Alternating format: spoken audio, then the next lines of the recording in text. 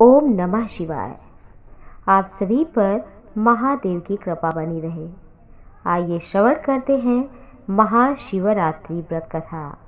भगवान शिव का सबसे बड़ा व्रत, जिसके करने से, कथा श्रवण करने से भगवान शिव सभी कामनाओं की पूर्ति करते हैं। आज हम आपको कथा श्रवण कराएंगे, साथ ही साथ एक ऐसी जानकारी देंगे जिससे आपके घर में सभी प्रकार के दोषों से मुक्ति होगी। तो पहले चलिए श्रवण करते हैं कथा। कथा इस प्रकार है। एक गुरु ध्रुव नाम का बहेलिया था, जो कि दिन रात जीवों की हत्या करता था। एक बार की बात है कि जब उसे एक दिन बिना भोजन के व्यतीत हो गए, तब वो अपने परिवार से आज्ञा लेकर के जंगल पशुओं को मारने के लिए गया। दिन भर बीत गया, कोई पशु न मिला। अंततः रात्रि में वो एक बेल के पेड़ पर चढ़ गया। उसके नीचे शिवलिंग था। संयोग से रात्रि के समय एक हिरनी पानी पीने के लिए आई। उसी बेल के पेड़ के नीचे बगल में तालाब था, और जैसे ही पीने के लिए चली, वैसे ही बधिक ने अपने धनुष पर बाण चढ़ाया। हिरनी ने कहा कि देखो, अभी हम अपने बच्चों को, हमारी बहन, हमारे पति जंगल में रहते हैं, उनको हम सौंप दें अपने बच्चों को, फिर हमें मार देना। मैं वचन देती हूँ, मैं उनसे मिलकर शीघ्र आती हूँ। बधिक दयावान थोड़ा हुआ और जाने दिया। प्रतीक्षा करने लगा उसके आने की। तभी थोड़ी देर में एक हिरनी और गुजरी, तो वो भी पानी सोचा मैं भी पी लूं, अपनी बहन को ढूंढते हुए आई थी।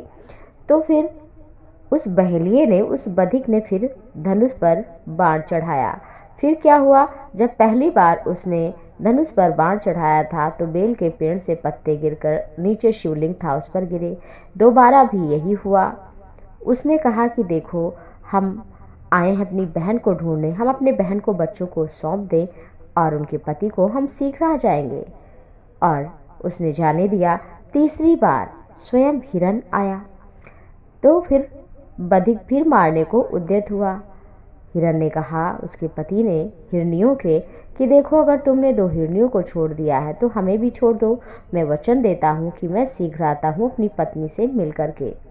और फिर यदि तुम विश्वास करते हो, सूर्य सत्य से ही निकलता है, चंद्र सत्य से ही चमकता है, नदियाँ, पर्वत, पहाड़ सभी कुछ सत्य से ही है। मेरे वचन पर विश्वास करो, मैं शीघ्र आता हूँ।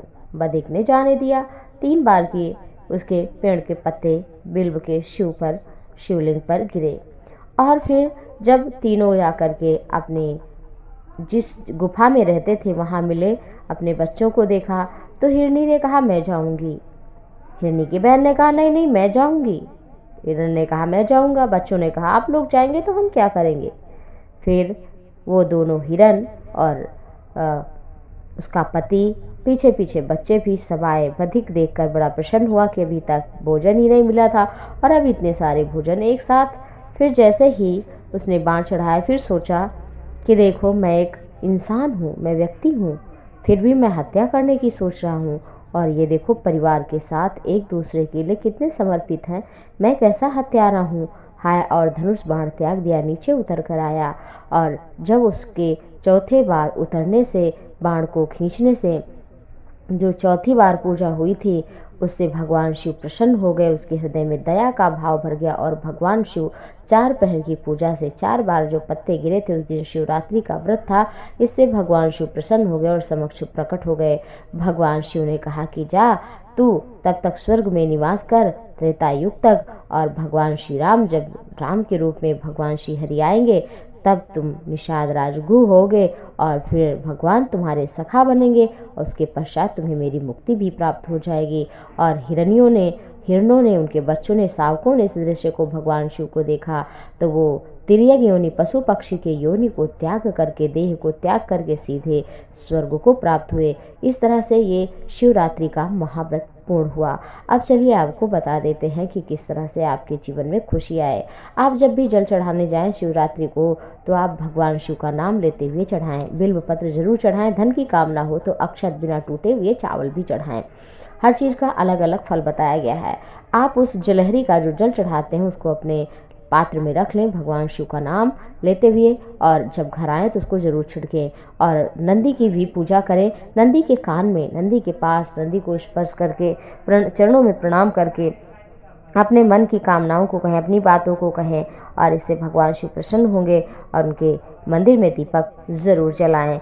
वैसे तो रात्रि में विशेष पूजा करनी चाहिए, लेकिन कम से कम दिन में तो पूजा करें ही। इस तरह से आप ये छोटी सी बात करें, आपके घर का दोष समाप्त होगा, आपकी कामना भी पूर्ण होगी, महादेव की कृपा बनी रहेगी।